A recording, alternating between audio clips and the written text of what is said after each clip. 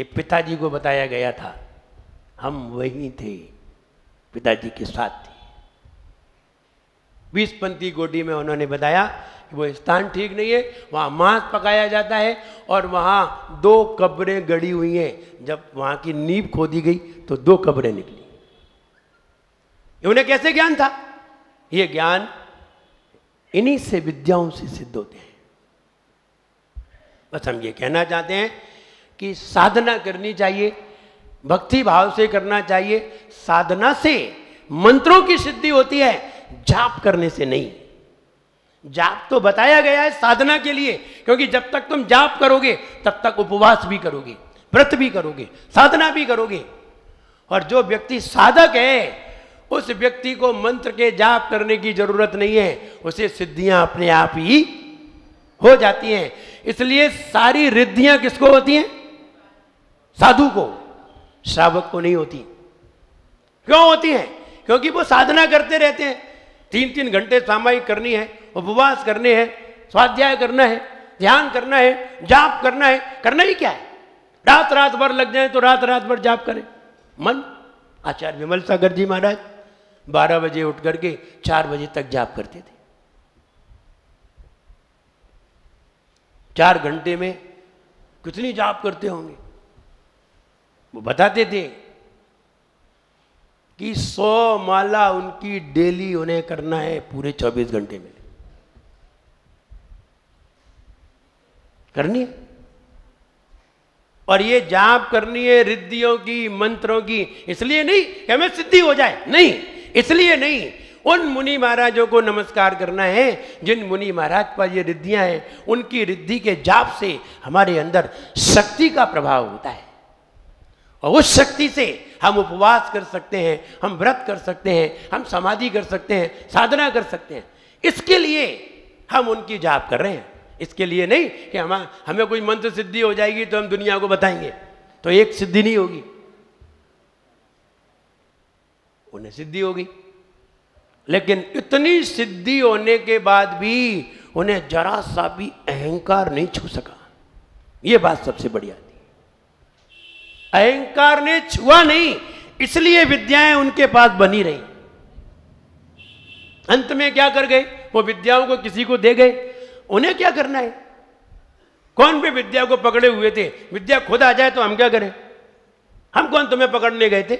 हम तुम्हें कौन लेने गए थे? हमने कौन तुम्हें आह्वान किया था? हमने कौन सा तुम्हें बुलाया था? तुम आ गए तो स्वागत है, बैठो। हम क्या करें? भाई लोग मेरे पास आ जाएं तो हम क्या करें? हम कौन तुम्हें बुलाने गए थे? अब तुम आए हो, बैठो, हम आपको भगा नहीं रहे। ऐसे ही विद्याएं उनके पास खुद ही आ जाती हैं, लेकिन फिर भी उनके अंदर अहंकार नहीं था। ज्ञान होने पर, साधना होने पर, सब कुछ होने पर अहंकार न हो, यह सबसे बड़ी विद्या है। और यही विद्या सारी विद्याओं को लाती है। विनम्रता होना बहुत जरूरी है। और वो तो हम पहले ही बता चुके हैं, ज्ञान होगा तभी तो विनम्रता होगी। ज्ञानियों में ही विनम्रता होती है। लोग ज्ञान का तो अहंकार करते हैं, लेकिन अहंकार का ज्ञान नहीं करते।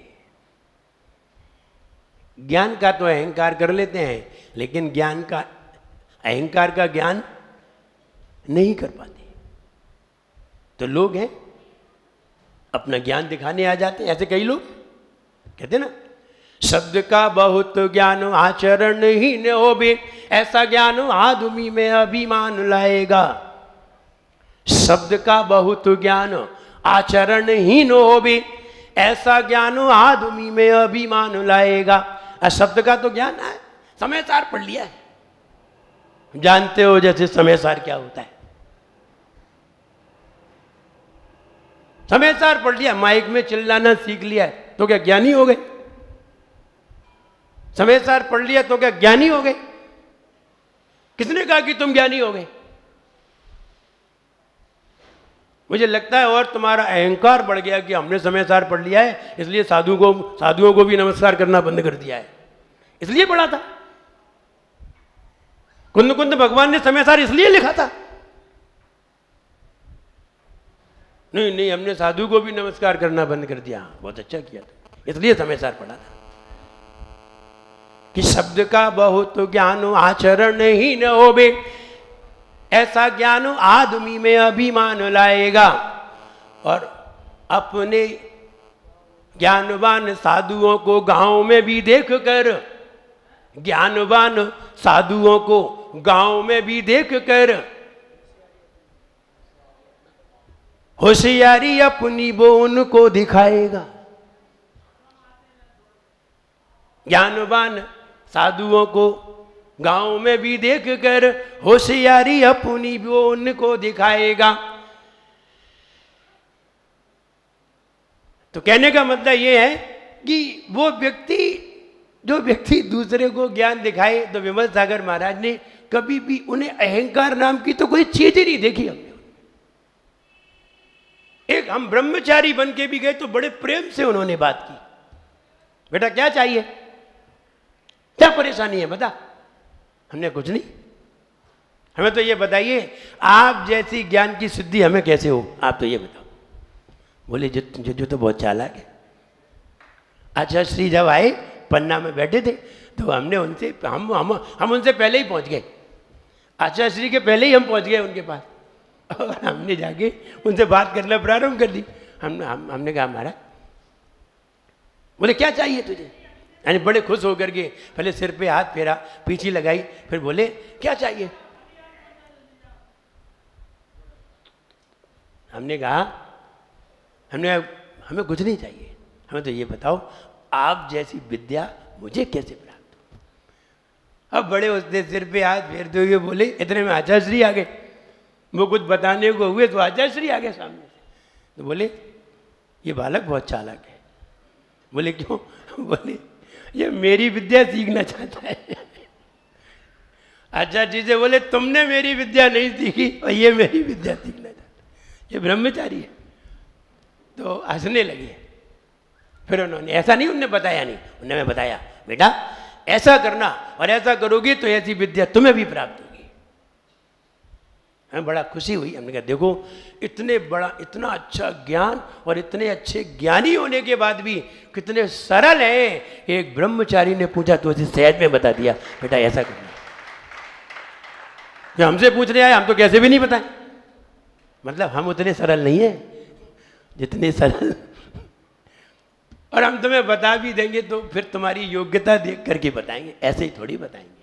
ऐसा नहीं हम बताएंगे, नहीं बताएंगे, हम भी तुम्हारी योग्यता देखेंगे। उन्होंने हमारी कोई योग्यता देखी होगी, ऐसा नहीं है नहीं देखी होगी, देखी जरूर होगी, तभी तो उन्होंने ऐसा बता दिया। नहीं हर किसी को नहीं बता देते।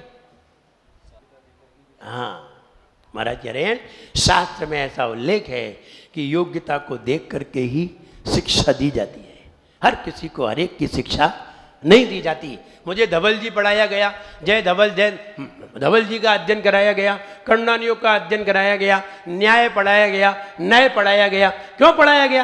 क्योंकि उन्होंने देख लिया कि ये योग्य है। हर किसी को थोड़ी पढ़ाया जाता है। धवला जी पुस्तक नंबर 4 जैसी किताब अच्छे उसे रख देते हैं, यूं सामने बंद करके रख देते हैं। आचार्य विद्यासागर महाराज जी ने भी जब धवला जी की वाचना की तो तीसरी पुस्तक को बंद करके रख दिया, चौथी पुस्तक को बंद करके रख दिया, बोले बाद में पढ़ेंगे, आगे की पढ़ो। और आचार्य श्री ने भी पहली पढ़ी, दूसरी पढ़ी, पांचवी पढ़ ली, 3-4 बंद। आचार्य श्री ने भी यही किया। टीकमगढ़ से पढ़ना प्रारंभ की और हम उनकी वाचना में गए 1990 में, 1991 में उन्होंने दूसरी पढ़ी छतरपुर में, दूसरी में भी गए, लेकिन तीसरी उन्होंने बंद कर दी। बोले जी नहीं पढ़नी। बोले क्यों? बोले वो आचार्य श्री ने भी तो नहीं पढ़ी थी। हमने तो क्या हो गया, अब आप पढ़िए। बोले नहीं इसमें बहुत गणित है। तब फिर हम लोग बैठे हुए थे, हम उस समय दीक्षा हो गई थी और भी विभाश्री माता जी थी, तो दोनों गणित में अच्छे होशियार थे। तो हमने आचार्य श्री से कहा आचार्य श्री आप पढ़िए और आपका पूरा गणित सॉल्व होगा, आप चिंता मत करिए, आप तो पढ़ो, तीसरी पढ़ो, चौथी पढ़ो, जो पढ़ना है वही पढ़ो। फिर आचार्य श्री ने तीसरी पुस्तक दौड़गिरी में पढ़ी, फिर चौथी पुस्तक छतरपुर में आकर के पढ़ी। तो कहने का मतलब ये है कि कठिन छोड़ दिया करते थे, लेकिन जो योग्य होते हैं वे ही पढ़ पाते हैं, हर कोई हाँ, ये लोग कह रहे हैं कि आपने पढ़ी इसलिए आपने हम लोगों को पढ़ा दी, सबको पढ़ा दी धवला जी, तो ये अच्छी बात है। और हमारी माता जी जो बड़ी माता जी हैं, प्राकृत में टीका लिख रही हैं। प्राकृत में, लोग हिंदी में नहीं लिख पाते, वो प्राकृत में, संस्कृत छोड़ो, वो प्राकृत में टीका लिख रही हैं, वो भी धवला जी जैसी पुस्तक की। बहुत मुश्किल, यानी पूरी लिखना फिर लिख करके अनुवाद करेंगी, कितना कठिन है। लिखा लिखाया मिल गया और किसी ने अनुवाद कर दिया, ये अलग बात है। जैसे भक्तामर लिखा मिल गया, हमने अर्थ लिख दिया, ये अलग बात है। हम ही लिखें और हम ही अनुवाद करें, बहुत कठिन है। तो ये योग्यता होनी चाहिए, जिसमें योग्यता होती है उसी को सिखाने का मन होता है। जैसे आचार्य श्री ने, हम जब यहाँ से बिहार करते हुए लास्ट ईयर जब गए थे और पोरसा गए, तो आचार्य श्री ने कहा तुम इंग्लिश में टीका लिखो। तो उन्होंने कुछ देखा होगा, हाँ ये लिख सकते हैं, तभी तो कहा होगा, वरना बहुत सारे संघ में थे। और उन्होंने लिखने को दिया, आज हमने 250 पेज लिख भी दिए। अभी 1 साल नहीं हुआ, और 1 साल तब होगा, दूसरा साल तब होगा जब हम पूरी उनकी टीका इंग्लिश में लिख चुके होंगे। अच्छी बात है। और हम उसमें अपना जिस्ट भी लिखते हैं। इंग्लिश की टीका लिखने के बाद एक जिस्ट और लिखते हैं, my opinion, it is my opinion. तो फिर हम अपना ओपिनियन देते हैं कि मेरा निर्णय क्या कहता है। आपकी गाथा हो गई, आचार्य की गाथा हो गई, आचार्य श्री की टीका हो गई। टीका लिखने के बाद फिर हम लिखते हैं इट इज माई ओपिनियन। अब हम अपना ओपिनियन लिखते हैं, भाई are you come of creature, यानी ये जीव संसार में आता ही क्यों है। फिर इस तरह का एक जिस्ट लिखना पड़ता है। जिस्ट का मतलब होता है अपना विचार, अपना निर्णय। आप इस गाथा से क्या निर्णय निकालते हैं, ये भी उस टीका में दिया है। तो कहने हर गाथा के अंत में हम जिस्ट लिखते हैं, इसीलिए कि हम क्या कहना चाहते हैं। टीका लिखने के बाद हम क्या कहना चाहते हैं। तो जिसमें योग्यता होती है वे व्यक्ति ही पढ़ पाते हैं, हर कोई नहीं पढ़ पाता। हमने अपने संघ में सबको पढ़ा दिया। धवला जी जैसा ग्रंथ सब लोग पढ़ो, चाहे माता जी हों चाहे महाराज हों। और हमारी माता जी अगर वो प्राकृत में विद्वान हैं, जिन्होंने भक्तामर, तत्वा सूत्र जो आप संस्कृत में पढ़ते हैं उन्होंने प्राकृत में लिख दिया। भक्तामर संस्कृत में पढ़ रहे हैं, उन्होंने प्राकृत में लिख दिया। इष्टोपदेश, द्रव्य संग्रह, सब उन्होंने प्राकृत में कन्वर्ट कर दिए।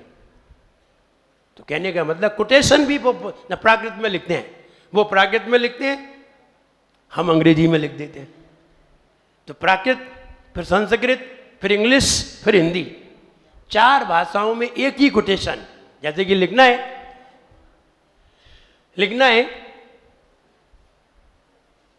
आचार्य कुंद ने लिखा सम्मन्नान पमांडम। आचार्य कुंद भगवान ने लिखा सम्मन्नान पमांडम, सम्यक ज्ञान ही प्रमाण है। या उन्होंने लिखा नानम नरस्य सारम, नर जीवन का सार ज्ञान है, प्राकृत में लिख दिया। तो संस्कृत में दूसरा लिख दिया, तो इंग्लिश में लिख दिया real knowledge is essence of human life, Hindi में लिख दिया मनुष्य ही ज्ञान ही नर जीवन का सार है। 4 तरीके से कोटेशन लिखा, हिंदी में, संस्कृत में, इंग्लिश में, और अगर मन में आ जाए तो उर्दू में भी लिख सकते हैं। उसे ही उर्दू में कन्वर्ट करके उर्दू में लिख सकते हैं। लेकिन उर्दू भाषा पढ़ेगा कौन, कोई मुस्लिम पढ़ पाएगा, अपन लोग तो पढ़ नहीं पाएंगे। और आ गया तो उर्दू में भी लिखेंगे। तो 4 भाषाओं में तो वो जा रहा है, कंप्लीट होके जा रहा है। किसी ने संस्कृत में लिखी, हिंदी में लिखी, हिंदी में कन्वर्ट कर दी, लेकिन यहाँ तो 4 भाषाओं में निकलेगा। तो कहने का मतलब ये योग्यताएं हैं, ये योग्यताएं जिसके अंदर आ जाए वो व्यक्ति आगे बढ़ जाता है। योग्यता वाले को ही शिक्षा देनी चाहिए, जो योग्य नहीं हो तो हमारी शिक्षा बेकार हो जाती है। इसलिए यहां इसका अर्थ देखें, वो सांप को वो लांग रहे हैं निडर होकर के, और वो क्या कह रहे हैं देखिए जरा, चित्र में तो देख लिया, किताब में देखिए, रक्तेक्षणम, रक्त माने लाल, खून जैसी, ईक्षणम, ईक्ष माने आंखें, जिसकी आंखें लाल हैं। समद मद से भरा हुआ है, स माने सहित, मद से सहित है। कोकिल, कोयल, कोयल का कंठ कैसा होता है? काला।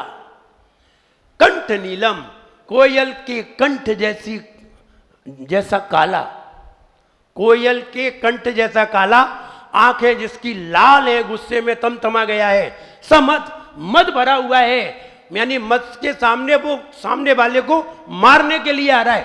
क्रोधोत्थतम, और क्रोध से जो सांप उद्दंड हो गया है।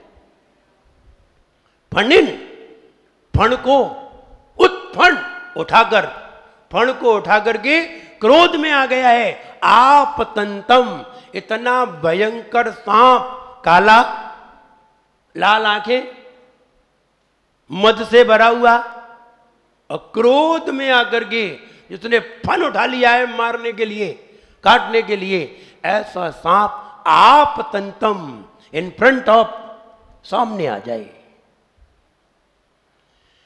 आक्रामतिक क्रम योगेन, और वो आक्रमण नहीं करता। आक्रामतिक क्रम योगेन, आक्रामति माने वो उसको लांग जाता है। क्रम योगेन, दोनों पांवों से।